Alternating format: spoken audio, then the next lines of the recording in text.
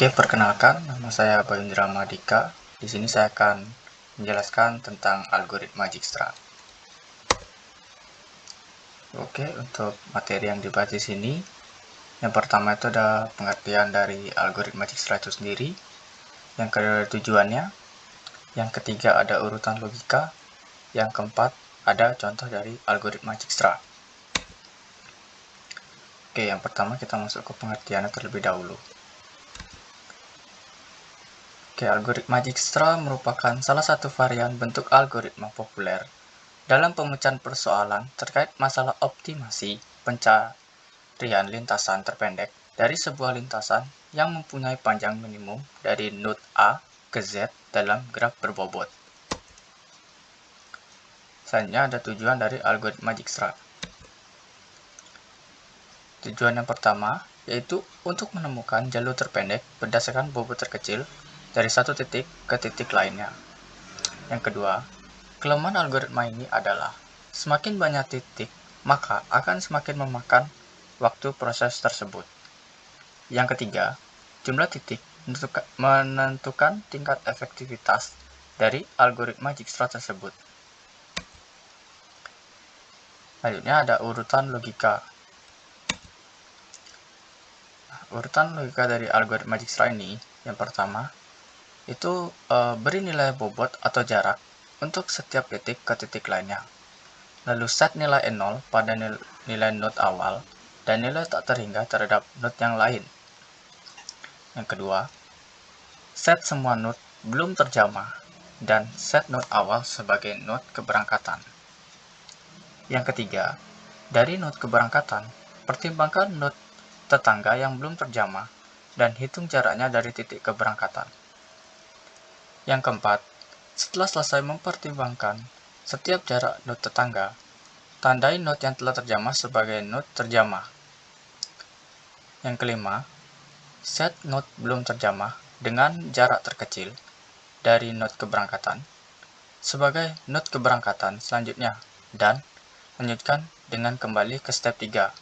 Jadi, step 3, step 4, dan step 5 itu akan diulangi sampai bertemu titik pemberhentiannya atau titik tujuannya.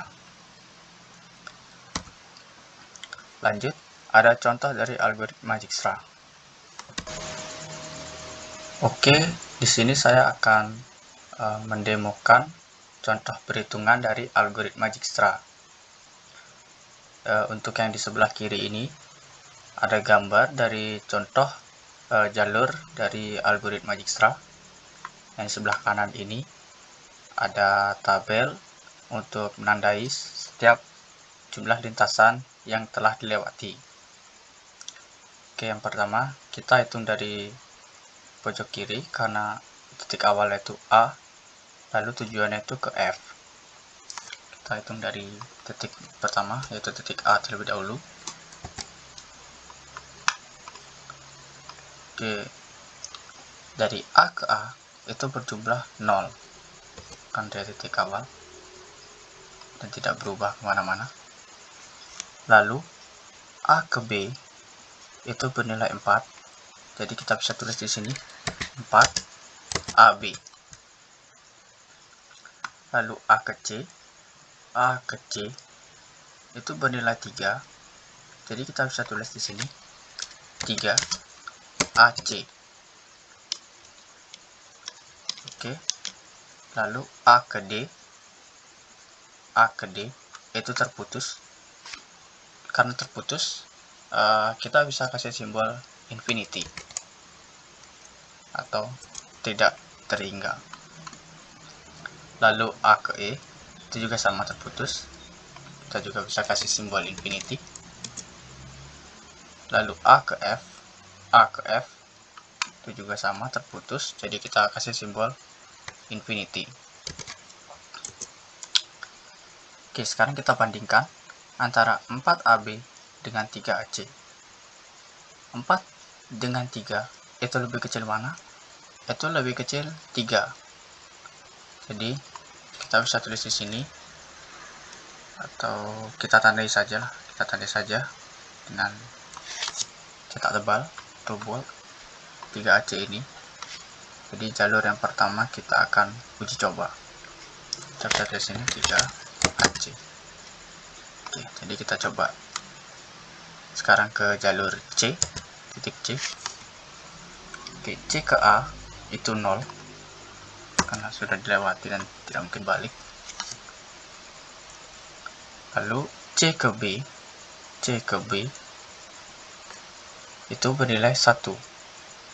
Jadi A ke C ke B itu 3 ditambah 1 sama dengan 4. 4A C B. Nah, kita bandingkan dengan yang sebelumnya, itu 4AB. Karena sama-sama 4, jadi kita lihat jalur mana atau node mana yang paling sedikit jumlahnya. Di node yang paling sedikit itu AB, hanya berjumlah 2 node saja. Jadi kita bisa tulis saja 4AB di sini. Jadi kalau kita lewati AB kan lebih dekat gitu daripada kita harus muter lewat jalur C lalu ke jalur B lagi, jadi kurang efisien. Selanjutnya itu C ke D itu bernilai 2 ditambah C ke A itu bernilai 3. Jadi A ke C ke D itu 3 ditambah 2, jadi 5 A C D. Lalu C ke E itu bernilai 4 ditambah dengan C ke A itu 3, jadi A ke C ke E itu 3 ditambah 4, jadi hasilnya 7 A C E. Lalu C ke F itu terputus, jadi kita bisa kasih simbol infinity mengikuti di atasnya. Oke, sekarang kita bandingkan antara 4AB, 5ACD, dan 7ACE. Untuk 3AC ini tidak diperlukan karena tadi sudah dilewati, jadi kita bisa kasih tanda tebal saja. Nah, sekarang kita bandingkan antara 4AB, 5ACD, dan 7ACE. Itu lebih kecil 4AB. Jadi kita bisa tulis di sini 4AB.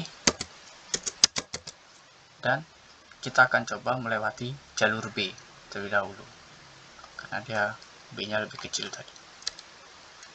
Oke,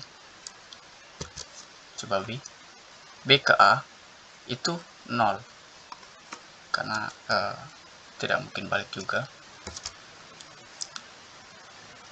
Lalu B ke B itu sama tadi, kita tinggal turunkan saja. B ke C itu bernilai 1, lalu ditambah nilai B ke A itu 4, jadi jadi A ke B ke C itu 4 ditambah 1 itu hasilnya 5 A B C. Nah, kita bandingkan 3AC dengan 5 ABC. 5 sama 3 itu lebih kecil 3. Jadi kita tidak akan menggunakan 5 ABC tersebut. Jadi kita akan gunakan yang seperti yang di atasnya, itu 3 AC. Lalu B ke D itu bernilai 3 ditambah B ke A itu bernilai 4. Jadi A ke B ke D itu bernilai 7 A B D. Lalu kita bandingkan dengan yang atas, dengan 5 ACD ini, 5 dengan 7 itu lebih kecil 5. Jadi kita bisa tulis 5 ACD saja karena jaraknya lebih sedikit. Lalu B ke E itu terputus, jadi kita tidak bisa menghitung. Jadi kita bisa turunkan saja langsung 7 ACE nya. B ke F itu juga sama, terputus, Jadi kita bisa kasih simbol infinity, mengikuti di atasnya. Nah, lalu sekarang kita bandingkan 5 ACD dengan 7 ACE. Untuk 3 dan 4 ini tidak usah karena kita sudah lewati tadi. Kita kasih tanda dulu. Nah, 5 dengan 7 ini lebih kecil 5 ACD. 5 ACD. Sekarang kita coba ke jalur D, karena jalur terakhirnya D itu D. Oke, D ke A itu bernilai 0. Kembali D ke B itu juga sama saja, jadi kita langsung turunkan saja. Lalu D ke C itu juga sama tadi, kita langsung turunkan saja. Kita AC, nah tidak berubah. Lalu kita tandai dulu supaya tidak lupa. Lalu D ke E ini bernilai 1 ditambah D ke C itu bernilai 2 dan C ke A itu bernilai 3. Jadi A ke C ke D A ke C ke D ke E itu 3 ditambah 2 ditambah 1 itu hasilnya 6 A C D E. Lalu D ke F ini bernilai 3 ditambah nilai sebelumnya, yaitu D ke C itu 2 dan C ke A itu 3. Jadi A ke C ke D ke F itu 3 ditambah 2 ditambah 3 itu hasilnya 8 A C D F. Oke, sekarang ini sebenarnya sudah selesai karena kita sudah ke titik tujuan.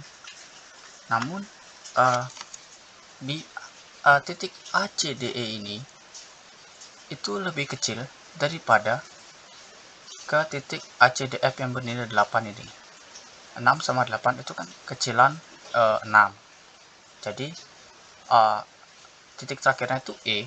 Jadi kita akan coba terlebih dahulu ke titik E, apakah dia lebih dekat atau lebih jauh. Kita akan uji coba. Kita tandai dulu supaya tidak lupa. Jadi titik E ke A itu 0. Lalu E ke B itu tidak bisa, jadi kita langsung turunkan saja. E ke C juga sama, kita turunkan saja. D ke E juga sama, kita turunkan saja. E ke E juga sama karena satu titik pemberhentian itu, jadi sama saja. Nah, lalu E ke F itu bernilai 1 sebelumnya. E ke D itu juga bernilai 1. D ke C itu bernilai 2 dan C ke A itu bernilai 3. Jadi A ke C ke D ke E dan ke F itu 3 ditambah 2 ditambah 1 ditambah 1 itu dapatkan nilai 7 A C D E F. 7 A C D E F. Nah, sekarang kita bandingkan 8 A C D F dengan 7 A C D F. 8 dengan 7 itu lebih kecil 7, walau dia sedikit memutar melewati notnya, tidak langsung dari D tadi yang seperti ini D ke F. Dia perlu memutar dulu ke E dan ke F, namun nilainya tersebut lebih kecil. Jadi kita bisa menggunakan 7 AC DF ini sebagai lintasan terdekat atau lintasan terpendeknya. Kita tandai itu dulu. Di lintasan terpendeknya itu adalah A ke C ke D, ke E, ke F. A ke C, ke D, ke E, dan ke F itu bernilai 7. Jadi hasil akhirnya itu lintasan terpendeknya A ke C ke D, D ke E ke F. A ke C ke D, D ke E ke F itu bernilai 7. Oke, mungkin sekian penjelasan dari algoritma Dijkstra pada kali ini. Jika saya ada kesalahan kata, mohon dimaafkan. Saya ucapkan terima kasih.